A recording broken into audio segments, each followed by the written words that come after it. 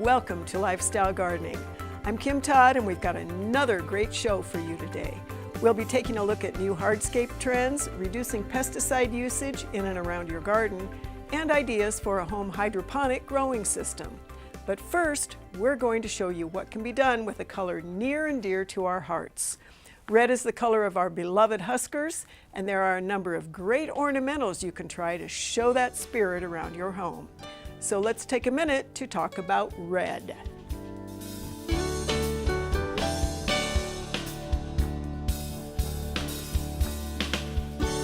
Since Valentine's Day is just behind us, I'm hoping you bought your Valentine something red or something edible or something a different color for Valentine's Day.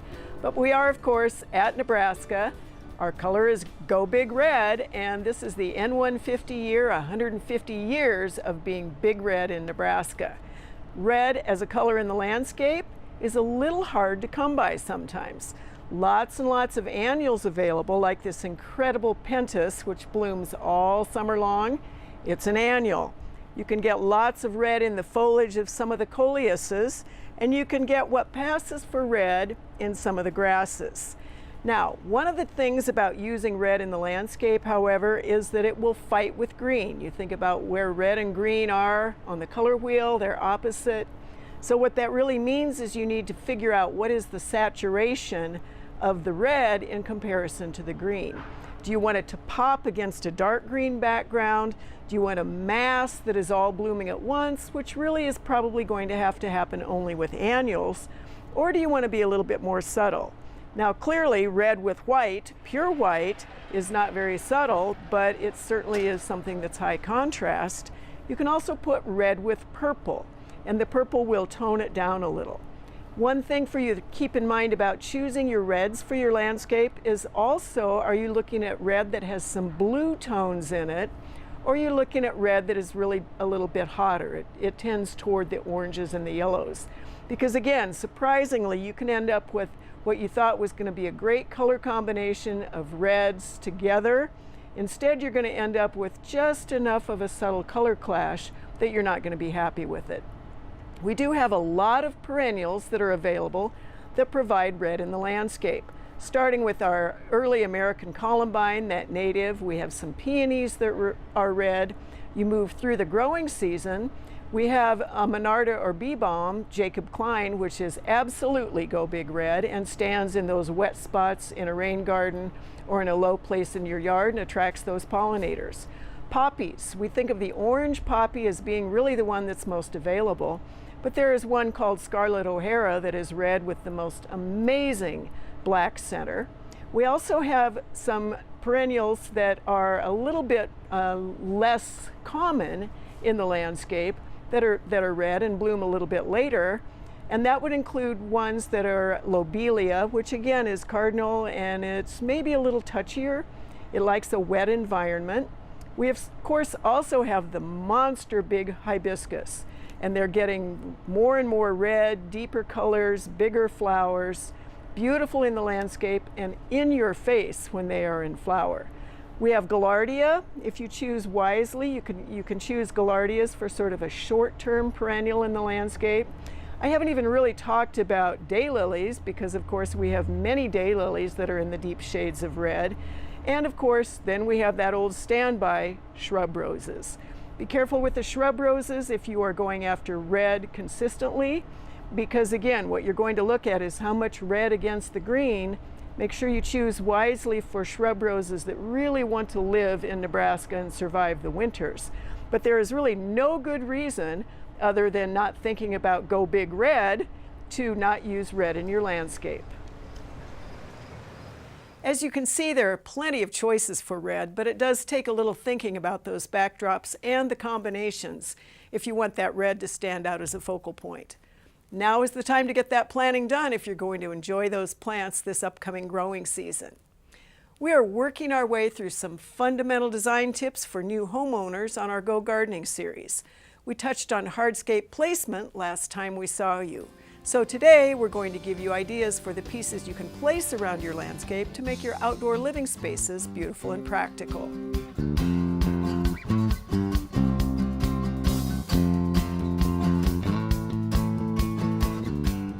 In a previous Go Gardening series, we talked about how to figure out where your hardscape elements and other features that are not green and growing should actually go in your landscape.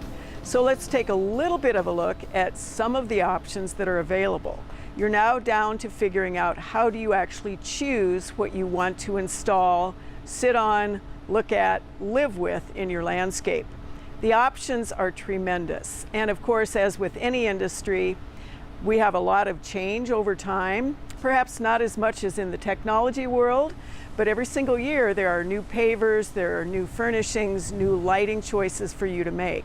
So how do you go about actually choosing those specific materials? Well, certainly cost is going to be an object, and you can always come up with a lower solution to a paver or to a swing or a bench or lighting. However, what you also truly want to look at and think about is the experience you're trying to create. Do you want to have something that is a very low-key, subtle sort of a hardscape plus furnishings plus lighting? Are you going with brighter colors? Are you going with a rougher texture?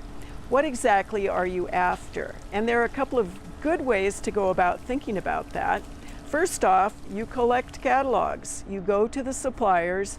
You look not just at the catalogs or at what you can find on the internet, but you also actually explore those materials directly. Think about how you're going to walk on them or sit against them or sit on them. Think about how they will look in your own landscape with your home or with your business before you actually make the jump into specifically choosing a material. And this goes for everything from the boulders around your pond to the retaining wall materials you choose, to the pavers or the patio surfaces, as I suggested, to the pergola if you want a structure that is overhead. We think in terms of being limited to wood as an example, but you could certainly choose steel, or you could use a material that is a composite material for anything from decking to the structure itself. We think in terms of low-level landscape lighting that is kind of these funky little button-looking things, and yet the lighting itself can be an incredible sculpture in your garden depending on what you're after. It's a little bit like buying tennis shoes at this point. Used to be you could pick black, white, high top, low top. Now there are whole stores set up just for running shoes. It's the same thing in the hardscape or those other site amenity sorts of worlds. Lots of choices. Fire pits can be something that is a glass block, glass bubble, lava rock, sort of a fire pit that's low and long. It can be a fire pit table where you're using stone or slate or a concrete top on it to be able to make it something that is obviously going to be fire retardant, but it has a little bit of a different feel to it than sitting around the campfire when you were at camp when you were a kid. So again, exploring the options for materials, aesthetics, cost, ease of installation, especially if this is something that you really want to try to attempt yourself, being able to match it over time if you have a failure or if you want to change something or you don't want to match it. So you deliberately choose a material that you can blend with something else as an option, and certainly the long-term management of that material. You don't want to pick a brick as an example or a paver that is so slippery that when we get those little bitty pieces of ice or those tiny little ice storms, you're going to go scooting on your keister as opposed to being able to stand around your own fire pit. We've come a long way in our choices for hardscape when it used to be a few folding lawn chairs on concrete and a grill to fire pits, pergolas, and designed pavers. You can be as creative as you are with your landscape beds and your garden. Whatever you choose, the goal should be making your outdoor surroundings comfortable, beautiful, and practical. Shifting gears to our landscape lesson for this week, I've been promising to help you choose plants, and now we can finally do it. However, we're not really going to get into specific plants. We're rather going to show you how to make good decisions when you purchase that plant material.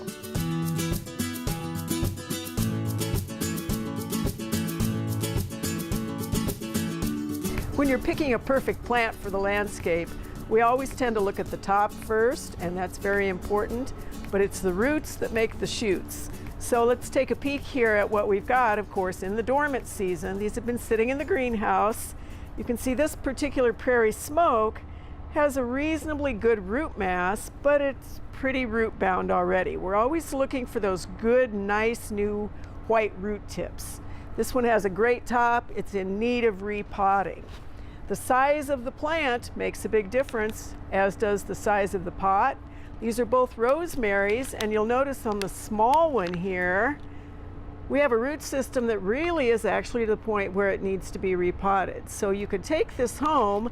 You would have to do a little bit of manipulation on this, do some pinching, of course, to make sure that that plant stays healthy. And if you look at the rosemary in the big pot, what you see is this one really probably just got repotted and has some nice root initiation starting. The height of that pot, or the height of the soil against the plant, is also very important. You don't want a lot of soil covering the root mass of the plants because that is essentially buried too deep. Look at this one, which is a vine that's a little hard to trellis, but this is a pretty small pot.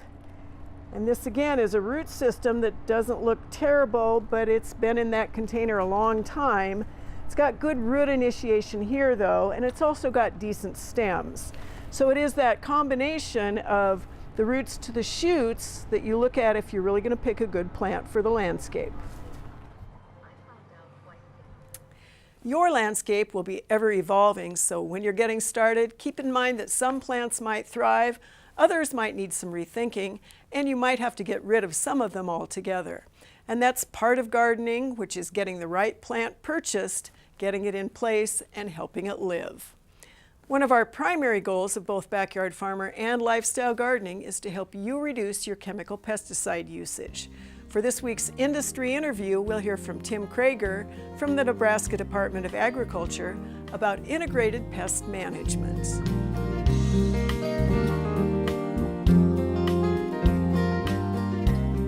We get so many questions about what is this in my landscape and what can I do about it, and that is all about pest management. So I'm fortunate today to be talking to Tim Krager, who is Pesticide Program Manager with Department of Ag, and Tim is going to give us all of the skinny, if you will, on exactly how we do integrated pest management. All right, Tim, exactly what is IPM? Integrated Pest Management is what IPM stands for, and it is the choices that a person makes so that they don't automatically go to the pesticide container for pest control. It involves three fundamental concepts: mechanical, biological, and cultural control of the pest. And so for mechanical or physical control, a person would choose to perhaps pick the cabbage loopers off of their vegetables or intentionally change the structure of a plant or a landscape. In the case of biological control, we're talking about using beneficial insects to control a pest that we don't like. And there's plenty of options out there for those kind of organisms. They're a biological organism that controls a pest. In the case of cultural control, now we're talking about landscape design, we're talking about plant pruning, and also about the varieties of plants that we put in the landscape, the types of turf grass species that we use that might be disease resistant or drought resistant. All those ways of approaching a pest control problem help us avoid the use of pesticides. And then eventually, if nothing else works, our last choice would be pesticide. Are there environmental issues that really would impact their ability to use some sort of a chemical if they really need to go that far with it, and what should they do before they actually start spraying? Well, there's some excellent guides. The university has extension bulletins on IPM and how to incorporate those practices in your home garden. The idea is that first of all, you need to understand the pest. You need to be able to identify the pest so that you really know what you're up against. Then you can decide whether the cultural, the biological, or mechanical control would work. And if none of that works, then pesticides may be an answer, but even then, within integrated pest management, we ask people to look for the lowest toxicity pesticides first instead of going after the most toxic products thinking that they're going to cure the problem. So Tim, they have decided they really can't stand the threshold that they're looking at. they really do want to do something that is still an integrated pest management practice, what do they need to look at or know about the product itself? The homeowner should understand basic concepts about pesticides. They all have a label. The labels are approved by the Environmental Protection Agency and registered by our agency for use in the state. There's a lot of different types of pesticides in the marketplace. A homeowner would go into their home garden store or perhaps a hardware store to find a pesticide to use for the problems that they think they've got. And they need to understand there's a degree of concentrations.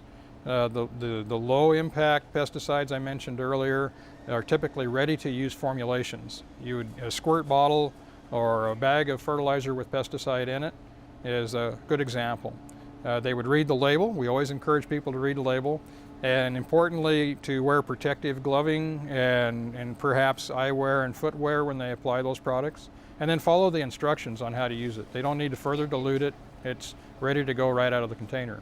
But it's also important to know that it may not be a multi-use product. It may be a one-time use and then wait to see how it works. Contrary to that, we also have concentrate pesticides. Those take further dilution or mixing with other products. It's a little more concerning for people to follow the label directions correctly, to dilute it correctly and use it correctly. People need to understand when we're dealing with a concentrate pesticide, the toxicity is increased. And so it's even more important to wear proper protective clothing when they do that. The pesticide labels inform the user on what those protective clothing should be. Tim, I really appreciate your coming in and talking to us today about this, and hopefully our audience will have learned a little bit about don't just kill it, let's use best practices to manage it first. Well, thank you, Kim, and I've appreciated being here. Sometimes the only choice is to use chemical pesticides. We do want to touch our home landscape very gently, so keep in mind that there are other methods and techniques that you should choose first before you reach for that spray bottle. And as always, responsible gardeners read and follow those label instructions. It's time now to answer a few of your questions. If you've got a question you'd like to submit to the show, drop us an email at byf@unl.edu. As always, tell us as much information as you can, including where you live. Attach those pictures as JPEGs. Very clear JPEGs, please. Our first question comes to us from Broken Bow. This is a viewer who has a very old tree. She loves this tree. She knows it's not in the best of condition. It does provide shade for her home and for the landscape, but she is worried about what appears to be quite a large area of damage high in the crown of the tree. And if you look closely at this picture, what you will see is poor structure to begin with. It appears as though maybe this tree was not pruned when it was young, so multiple main branches coming from one point. We have a little bit of what we call included bark, and that is the bark that turns in like this as opposed to pushing out like that, which means that connection between the branch and the trunk is weak and getting weaker and weaker as everything grows together. And then there's a big hole in the top. Anytime we see a big hole like that, especially when it looks like there has not been any compartmentalization around that hole, that's a perfect spot for additional rot to occur. Moisture gets in. Who knows, she might even have a family of resident raccoons that have decided to live in that particular spot in the tree. What I would recommend on this tree, especially thinking that it is likely pretty close to the house based on the description, have a certified arborist come out, take a look at the tree, see whether in fact it is a hazard to the extent that our next big snow event or a windstorm or sometimes sudden limb drop happens could drop that tree on the house and really cause a lot of damage. And we all know how difficult it is to lose one of those big, beautiful trees that has provided so much enjoyment and comfort over the lifetime of a particular property. Our second question, we don't know where the viewer is from, but it could pretty much be anywhere based on this one. She is frustrated over what she says is her dogs in the backyard are digging in these strange places, and they go to the same place and they keep doing the same thing and snuffling their noses around and looking for something or going after something, which first off, that's dogs. They do that kind of thing. But what we can't really see there is we don't see any vole trails. We had a question about voles earlier on an earlier show. We're seeing lots of vole trails, but you would see those trails as that sort of cupped upward little runs from wherever they've sheltered and coming out under the snow. In this instance, it could be that they are actually after the droppings of a critter. You know, something smells really good and it's under there. It could be that they have had enough snow in this particular location that the vole trails are under the snow that we can see in the picture. The long and the short of it is, short of actually fencing the dogs out of that area, there's not a whole lot that I think we could suggest that would really be effective for the long run. I know that, you know, my dog will go out and he'll find something particularly delicious in his mind that I can't even see, and then he'll, of course, either try to dig it or he'll roll in it, which can be pretty devastating when he comes into the house. So not great pieces of perfect advice, but that's pretty much what it looks like to us. We have another question this week that actually could have come apparently from multiple viewers in different parts of the state, as we had, again, those strange swings in temperatures, up, down, up again. Thank heavens for all of us who are getting a little bit tired of winter. But this is a what is this critter that they found on their stoop. And it's so fun and so sad at the same time, because what that critter is the caterpillar of black swallowtail butterfly. And it is one of the ones, I know our entomologists love it, and we love to get pictures of it and talk about it, because what looks like that monster head and those monster eyes, those are fake. And what that is intended to do, of course, is great big head, great big eyes, great big critter, which might in fact be damaging or dangerous to whatever other critter is trying to eat it. So he's probably no longer with us, because this was found on one of those, a warm weekend on a nice warm piece of concrete. And the chances of finding his way into a place where he could shelter from the cold and the ice storm is probably slim and none.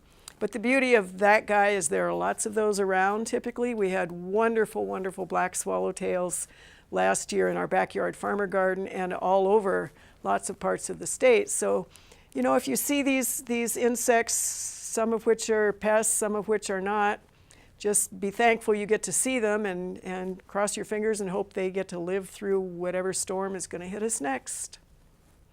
Let's wrap up today's program with something fun that you can actually try at home. Gardening doesn't just have to be in the spring and summer months in Nebraska, and if you've got a little mechanical ability, you can try a hydroponics system in your own basement. Here to tell us more is UNL Assistant Ag and Horticulture Professor Sam Wortman.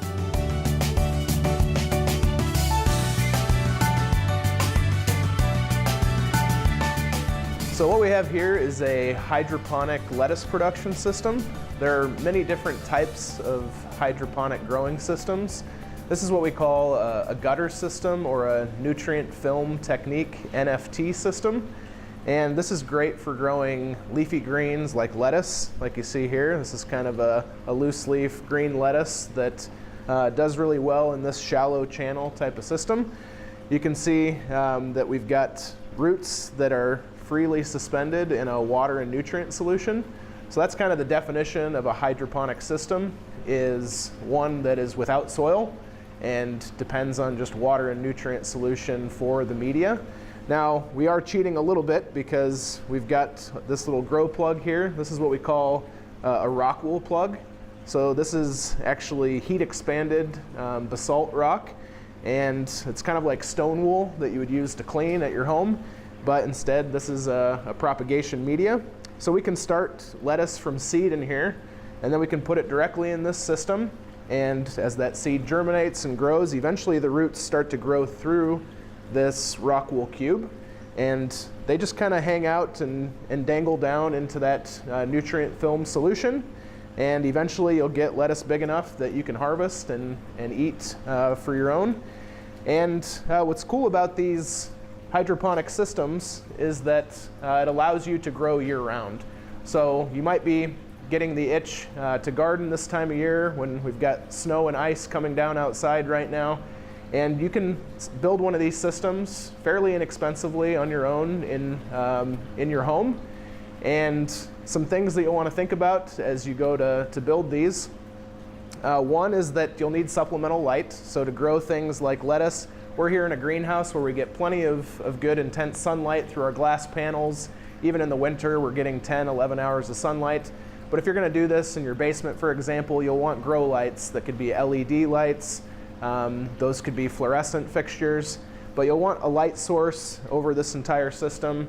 You're going to need a water and fertilizer solution and a pump. So down here, you can see it's humming along. We've got water and a submersible pump. It's pumping water up into one end, and then it feeds via gravity down to the other end, and then it returns back into the reservoir and pumps all the way back. And what's good about these nutrient film technique systems is that only a very small portion of the roots is in the water and nutrient solution, which keeps the oxygen levels high enough in that root zone so that we don't get any problems with plant growth. So typically, if we're in a field, if you're in your garden, too much water in that root zone is a bad thing. We get waterlogged soils and we usually get dead plants. But in a hydroponic system, if we can get oxygen into that root zone, like in the nutrient film technique system, the plants are happy and healthy. And so this is a great way, fairly low cost, it's fun, it's a different way to grow plants, and allows you to have some fresh produce all year round. It's fun to see what a little creative engineering can do for those of us who want fresh produce of our own all year long. Maybe you've got a space in your basement or your garage that you can experiment with a hydroponic system of your very own. Well, we've got one more show for you, and next time on Lifestyle Gardening, we're going to hear about chemical drift, laying out your plants before they go in the ground, and promoting pollinators. Don't forget to check us out on Facebook, YouTube, and Twitter. So good morning, good gardening. Thanks for watching, and we'll see you all next time on Lifestyle Gardening.